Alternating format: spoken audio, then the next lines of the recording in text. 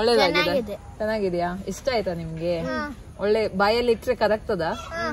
ಕರಗಿದಾಗೆ ಆಗ್ತದ?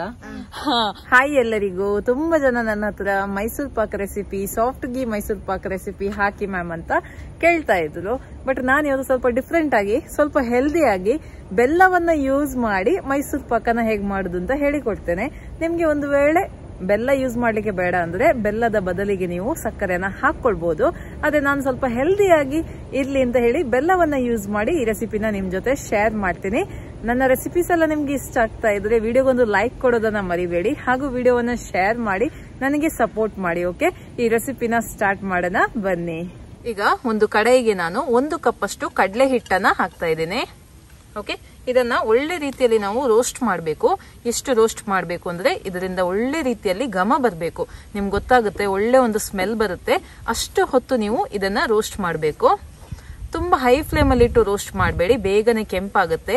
ಮೀಡಿಯಂ ಅಥವಾ low flame ಅಲ್ಲಿ ಇಟ್ಟು ಇದನ್ನ ರೋಸ್ಟ್ ಮಾಡ್ಕೊಳ್ಳಿ. ಸುಮಾರು 5-10 ನಿಮಿಷದಲ್ಲಿ ಇದು ರೋಸ್ಟ್ ಆಗ್ಬಿಡುತ್ತೆ. ಓಕೆ, ಸುಮಾರು 10 ನಿಮಿಷ ಆಗಿದೆ. ಒಳ್ಳೆ ರೀತಿಯಲ್ಲಿ ಘಮ ಬರ್ತಾ ಉಂಟು. ಇದನ್ನ ಈಗ ಆಫ್ ಮಾಡಿ ಬೇರೆ ಒಂದು ಪಾತ್ರೆಗೆ ಹಾಕಿಡೋಣ. ಈಗ ಕಡಲೆ ಹಿಟ್ಟು ತಂದಿದೆ. ಸುಮಾರು ಒಂದು 5 ನಿಮಿಷ ನಾನು ಅದನ್ನ ತನಿಲಿಕ್ಕೆ ಇಟ್ಟಿದ್ದೆ. ಈಗ ಜರಡಿ ಹಿಡಿಬೇಕು. ಇದು ತುಂಬಾ ಇಂಪಾರ್ಟೆಂಟ್ ಸ್ಟೆಪ್, ಇದನ್ನ ಮಿಸ್ ಮಾಡ್ಲಿಕ್ಕಿಲ್ಲ. ಓಕೆ, ಒಳ್ಳೆ ರೀತಿಯಲ್ಲಿ ಇದನ್ನ ಜರಡಿಸ್ಬೇಕು.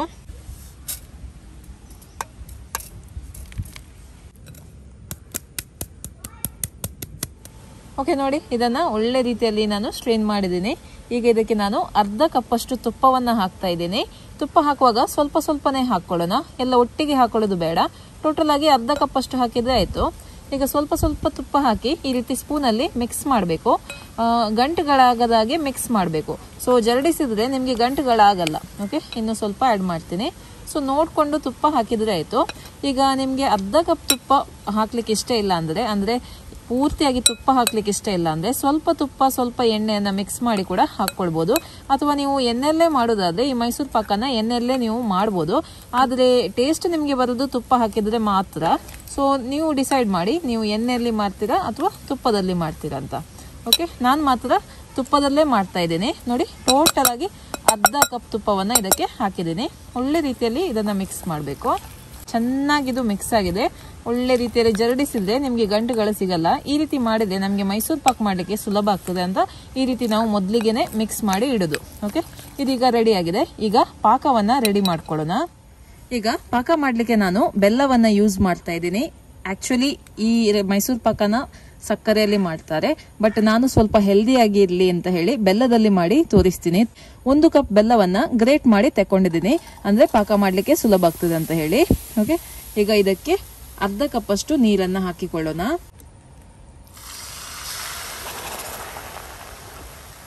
ಚೆನ್ನಾಗಿ ಇದನ್ನು ಒಮ್ಮೆ ಮಿಕ್ಸ್ ಮಾಡ್ತೀನಿ. ಇದು ಎಷ್ಟು ಹೊತ್ತು ನಾವು ಮಿಕ್ಸ್ ಮಾಡಬೇಕು ಅಂದ್ರೆ ಇದರಿಂದ ಅಂಟು ಪಾಕ ಬರಬೇಕು. ಅಷ್ಟು ಹೊತ್ತು ನಾವು ಇದನ್ನ ಮಿಕ್ಸ್ ಮಾಡಬೇಕು. ಈಗ ಮೊದಲಿಗೆ ಈ ಬೆಲ್ಲ ಎಲ್ಲ ಕರಗ್ಲಿ, ಮತ್ತೆ ಅಂಟು ಪಾಕ ಬರುವವರೆಗೆ ಇದನ್ನ ಬಿಸಿ ಮಾಡಿದ್ರೆ ಆಯ್ತು. ಲೋ ಫ್ಲೇಮ್ ಅಲ್ಲೇ ಇಟ್ಟು ಬಿಸಿ ಮಾಡ್ಕೊಳ್ಳಿ, ಅಥವಾ ಮೀಡಿಯಂ ಫ್ಲೇಮ್ ಅಲ್ಲಿ ಇಟ್ಟು ನೀವು ಬಿಸಿ ಮಾಡ್ಕೊಳ್ಳಿ.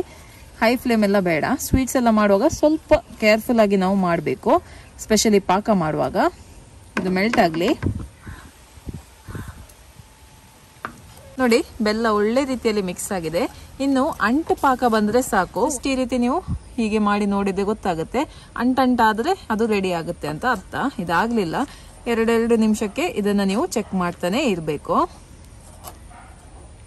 ನೋಡಿ, ಈಗ ಅಂಟು ಪಾಕ ಬಂದಿದೆ. ಜಸ್ಟ್ ನೀವು ಕೈಯಲ್ಲಿ ಟೆಸ್ಟ್ ಮಾಡ್ಬೋದು. ನೋಡಿ, ಒಂದೇಳೆ ಪಾಕ ಆಗ್ಲಿಕ್ಕೆ ಬಿಡ್ಬೇಡಿ. ಜಸ್ಟ್ ಕೈಯಲ್ಲಿ ಈ ರೀತಿ ನೋಡಿ. ಅಂಟಾಗ್ತಾ ಉಂಟು. ನೋಡಿ, ಅಂಟು ಪಾಕ ಪೂರ್ತಿಯಾಗಿ ಒಂದೇಳೆ ಪಾಕ ಬರ್ತಾ ಇಲ್ಲ, ಮಧ್ಯದಲ್ಲಿ ಕಟ್ ಆಗ್ತಾ ಉಂಟು. ಇದು ರೆಡಿ ಆಗಿದೆ.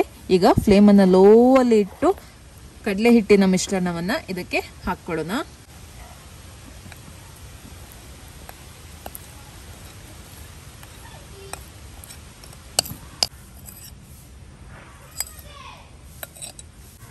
ಇದನ್ನ ಚೆನ್ನಾಗಿ ಮಿಕ್ಸ್ ಮಾಡಬೇಕು. ಬೇಗ ಬೇಗ ಮಿಕ್ಸ್ ಮಾಡಬೇಕು. ಇನ್ನು ನೀವು ಕೈಯನ್ನ ಬಿಡದೆ ಈ ರೀತಿ ಮಿಕ್ಸ್ ಮಾಡ್ತಾನೆ ಇರಬೇಕು. ಓಕೆ, ಇದು ಒಳ್ಳೆ ರೀತಿಯಲ್ಲಿ ಮಿಕ್ಸ್ ಆಗಲಿ. ಓಕೆ, ಇದು ಮಿಕ್ಸ್ ಆಗ್ತಾ ಉಂಟು. ಈಗ ಇದಕ್ಕೆ ಸ್ವಲ್ಪ ಸ್ವಲ್ಪನೇ ತುಪ್ಪವನ್ನ ಹಾಕ್ಲಿಕ್ಕೆ ಉಂಟು. ಓಕೆ, ಸುಮಾರು ಈ ರೆಸಿಪಿಗೆ 1 ಕಪ್ಪಷ್ಟು ಅಥವಾ 1/4 ಕಪ್ಪಷ್ಟು ತುಪ್ಪ ಬೇಕಾಗಬಹುದು. ಸೊ ನಾವು 1 ಟೇಬಲ್ ಸ್ಪೂನ್ ತುಪ್ಪವನ್ನ ಹಾಕಿ ನೋಡೋಣ ಎಷ್ಟು ತುಪ್ಪ ಬೇಕಾಗುತ್ತೆ ಅಂತ. ಈಗ ಆಲ್ರೆಡಿ ಅರ್ಧ ಕಪ್ ತುಪ್ಪ ನಾವು ಹಾಕಿದೀವಿ. ಇದಕ್ಕೆ ಇನ್ನು ಎಷ್ಟು ಬೇಕು ಅಂತ ನೋಡ್ಕೊಳ್ಳೋಣ. ಸುಮಾರು 1/4 ಕಪ್ ಅಥವಾ 1 ಕಪ್ ಅಷ್ಟು ಟೋಟಲ್ ಆಗಿ ತುಪ್ಪ ಬೇಕಾಗಬಹುದು. ಸೊ ಪೂರ್ತಿಯಾಗಿ ನಿಮ್ಗೆ ತುಪ್ಪ ಹಾಕ್ಲಿಕ್ಕೆ ಇಷ್ಟ ಇಲ್ಲ ಅಂದ್ರೆ ಎಣ್ಣೆಯನ್ನು ಕೂಡ ನೀವು ಮಿಕ್ಸ್ ಮಾಡಬಹುದು. ನಾನೀಗ 1 ಟೇಬಲ್ ಸ್ಪೂನ್ ಅಷ್ಟು ತುಪ್ಪವನ್ನು ಹಾಕ್ತಾ ಇದ್ದೀನಿ. ಒಳ್ಳೆ ರೀತಿಯಲ್ಲಿ ಮಿಕ್ಸ್ ಮಾಡೋಣ.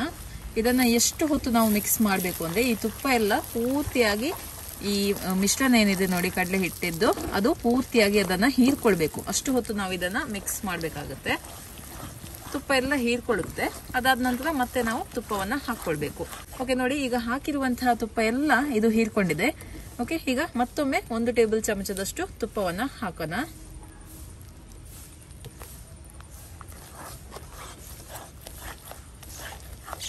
ಫ್ಲೇಮ್ ಅನ್ನ ಹೈ ಮಾಡ್ಲಿಕ್ಕೆ ಹೋಗ್ಬೇಡಿ, ಬೇಗನೆ ಅದು ತಳ ಹಿಡಿಯುತ್ತೆ. ಅಂದ್ರೆ ಕೆಂಪಾಗುತ್ತೆ, ಕಪ್ಪಾಗಲ್ಲ, ಕೆಂಪಾಗುತ್ತೆ. ಹಾಗಾಗಿ ಫ್ಲೇಮ್ ಅನ್ನ ಲೋ ಅಲ್ಲೇ ಇಟ್ಟು ಈ ಕೆಲಸವನ್ನ ನೀವು ಮಾಡಬೇಕು. ನೋಡಿ, ಈಗ ಮತ್ತೊಮ್ಮೆ ನಾನು ತುಪ್ಪವನ್ನ ಹಾಕ್ತಾ ಇದ್ದೀನಿ. ತುಪ್ಪ ಹಾಕಿರೋದು ಪೂರ್ತಿಯಾಗಿ ಹೀರ್ಕೊಂಡಿದೆ. 1 ಟೇಬಲ್ ಚಮಚದಷ್ಟು ತುಪ್ಪ. ಈಗ ಟೋಟಲಿ ನಾನು 3 ಟೇಬಲ್ ಚಮಚ ತುಪ್ಪ ಹಾಕಿದ್ದೀನಿ. ನೋಡೋಣ ಇನ್ನು ಎಷ್ಟು ಬೇಕಾಗುತ್ತೆ ಅಂತ. ನೋಡಿ, ಈಗ ಮತ್ತೆ ನಾನು 1 ಟೇಬಲ್ ಚಮಚದಷ್ಟು ತುಪ್ಪವನ್ನ ಹಾಕ್ತಾ ಇದ್ದೀನಿ. ನೋಡಿ, ಈಗ ಸುಮಾರು ನಾನು ಟೋಟಲ್ ಆಗಿ ಈ ರೆಸಿಪಿಗೆ 1 ಕಪ್ ತುಪ್ಪವನ್ನ ಹಾಕಿದ್ದೀನಿ. ಈಗ ನೋಡಿ, ಇದು ತಳವನ್ನ ಬಿಡ್ತಾ ಉಂಟು. ಸೊ ನೋಡಿ, ಇನ್ನು 1-2 ನಿಮಿಷದಲ್ಲಿ ಇದು ರೆಡಿ ಆಗುತ್ತೆ.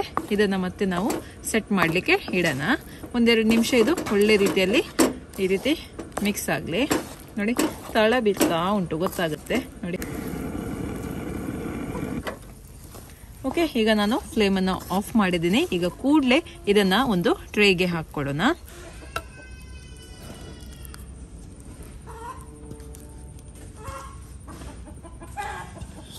ಈಗ ಇದನ್ನ ಒಳ್ಳೆ ರೀತಿಯಲ್ಲಿ ಸೆಟ್ ಮಾಡೋಣ. ಅಂದ್ರೆ 1 ಸ್ಪೂನಿನ ಹಿಂದ್ಗಡೆ ನಾನು ತುಪ್ಪವನ್ನ ಹಾಕಿದ್ದೀನಿ. ಈ ರೀತಿ ತುಪ್ಪವನ್ನ ಹಾಕಿ ಈ ರೀತಿ ಸ್ಪ್ರೆಡ್ ಮಾಡಿದ್ರೆ ಆಯ್ತು. ಸ್ಮೂತ್ ಆಗಿ ಸ್ಪ್ರೆಡ್ ಮಾಡ್ಕೊಳ್ಳಿ.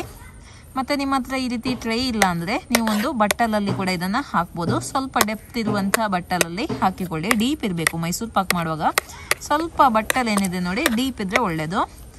ಓಕೆ, ಈ ರೀತಿ ನಾವು ನೈಸ್ ಆಗಿ ಮಾಡಿ ಇದನ್ನೊಂದು 20 ನಿಮಿಷ ಹೀಗೇನೆ ಬಿಡಬೇಕು. ಫ್ರಿಜ್ಜಲ್ಲೆಲ್ಲ ಇಡ್ಲಿಕ್ಕಿಲ್ಲ.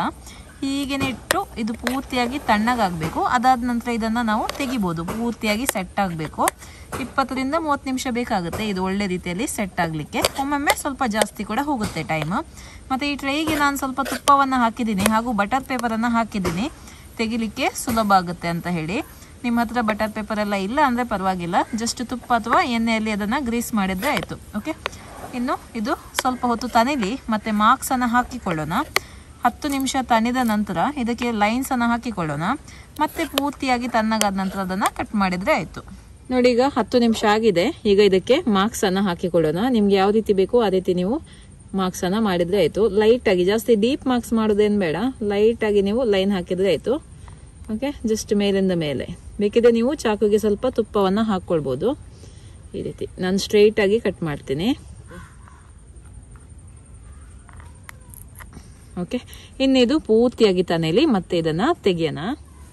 ಓಕೆ, ಈಗ ಇದು ತಣ್ಣಗಾಗಿದೆ. ಇದನ್ನ ಇನ್ನು ತೆಗೆದು ಬಿಡೋಣ. ಈ ರೀತಿ ಪಲ್ಟಿ ಮಾಡಿದ್ರೆ ಆಯ್ತು, ಅಥವಾ ನೀವು ಚಾಕುವಿನಿಂದ ಕೂಡ ಇದನ್ನ ತೆಗಿಬಹುದು.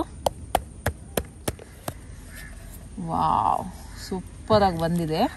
ಓಕೆ, ನೋಡುವಾಗಲೇ ತುಂಬಾ ಖುಷಿ ಆಗ್ತಾ ಉಂಟು. ಇನ್ನಿದನ್ನ ಕಟ್ ಮಾಡಿ ಟೇಸ್ಟ್ ಮಾಡಿ ನೋಡೋಣ ಯಾವ ರೀತಿ ಬಂದಿದೆ ಅಂತ. ಆಲ್ರೆಡಿ ನಾವು ಮಾರ್ಕ್ಸ್ ಮಾಡಿದೀವಿ, ಅದೇ ಮಾರ್ಕಲ್ಲಿ ನಾವು ಕಟ್ ಮಾಡಿದ್ರೆ ಆಯ್ತು. ಬಾಯಲ್ಲಿ ಕರಗುತ್ತೆ ಈ ಮೈಸೂರು ಪಾಕ್. ನೋಡಿ, ಇದು ಕಟ್ ಮಾಡಲಿಕ್ಕೆ ಸಹ ನನಗೆ ಬೇಜಾರಾಗ್ತದೆ ನೋಡಿ.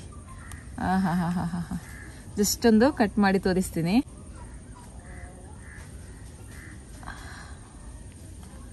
ಸೂಪರ್, ಟೇಸ್ಟ್ ಮಾಡಿ ನೋಡೋಣ ಇನ್ನು. ಓಕೆ, ನೋಡಿದ್ರಲ್ಲ ಹೇಗೆ ನಾನು ಒಂದು ಹೆಲ್ದಿ ಆದ ಬೆಲ್ಲವನ್ನ ಯೂಸ್ ಮಾಡಿ ಮೈಸೂರು ಪಾಕನ ಮಾಡಿದ್ದೇನೆ ಅಂತ. ಇವತ್ತು ನನ್ನ ಜೊತೆ ನಾಗ ಮತ್ತು ನಿನ್ನ ಹೆಸರು ಭೀಮಾ. ಓಕೆ, ಇಬ್ಬರಿದ್ದಾರೆ ಟೇಸ್ಟ್ ಮಾಡಲಿಕ್ಕೆ. ಮಕ್ಕಳು ಬಂದಿದ್ದಾರೆ, ಸೊ ಅವರಿಗೆ ನಾನು ಟೇಸ್ಟ್ ಮಾಡಿ ಕೊಡ್ತಾ ಇದ್ದೀನಿ. ಚೆನ್ನಾಗಿ ತಿಂದು ಪೂರ್ತಿಯಾಗಿ ತಿಂದು ಹೇಳ್ಬೇಕು ಹೇಗೆ ಆಗಿದೆ ಅಂತ, ಆಯ್ತಾ? ಕರೆಕ್ಟ್ ಆಗಿ ಹೇಳ್ಬೇಕು, ಸುಳ್ಳು ಹೇಳಲಿಕ್ಕಿಲ್ಲ, ಸತ್ಯ ಹೇಳ್ಬೇಕು. ಓಕೆ, ಟೇಸ್ಟ್ ಮಾಡಿ ನೋಡುವ ಮಕ್ಕಳಿಗೆ ಯಾವ ರೀತಿ ಅನ್ಸುತ್ತೆ ಅಂತ. ಬೆಲ್ಲದಿಂದ ಮಾಡಿರುದಲ್ಲ, ಸೊ ಅವ್ರಿಗೆ ಹೇಗೆ ಆಗುತ್ತೆ ಅಂತ. ಹೇಗಾಗಿದೆ ವಿಡಿಯೋ ನೋಡಿ ಹೇಳಿ. ಒಳ್ಳೇದಾಗಿದೆ, ಚೆನ್ನಾಗಿದೆಯಾ? ಇಷ್ಟ ಆಯ್ತಾ ನಿಮ್ಗೆ? ಒಳ್ಳೆ ಬಾಯಲ್ಲಿ ಇಟ್ರೆ ಕರಗ್ತದಾ? ಕರಗಿದಾಗೆ ಆಗ್ತದಾ? ಓಕೆ. ಸೊ ಖಂಡಿತವಾಗ್ಲೂ ನೀವು ಕೂಡ ಈ ರೆಸಿಪಿನ ಟ್ರೈ ಮಾಡಿ. ಖಂಡಿತವಾಗ್ಲೂ ನೀವು ಕೂಡ ಇದನ್ನ ಬಾಯಲ್ಲಿ ಇಟ್ಟ ಕೂಡಲೇ ಇದು ಕರಗುತ್ತೆ, ಅಷ್ಟೊಂದು ಚೆನ್ನಾಗಿದೆ. ಸಾಫ್ಟ್ ಆಗಿ ತುಂಬಾನೇ ಚೆನ್ನಾಗಿದೆ, ತುಪ್ಪವನ್ನ ಹಾಕಿರೋದಲ್ಲ ಹಾಗಾಗಿ. ಓಕೆ, ರೆಸಿಪಿ ಇಷ್ಟ ಆದ್ರೆ ಲೈಕ್ ಮಾಡಿ, ವಿಡಿಯೋವನ್ನ ಶೇರ್ ಮಾಡಿ. ಓಕೆ, ಎಲ್ಲರೂ ಬಾಯ್ ಹೇಳಿ. ಬಾಯ್.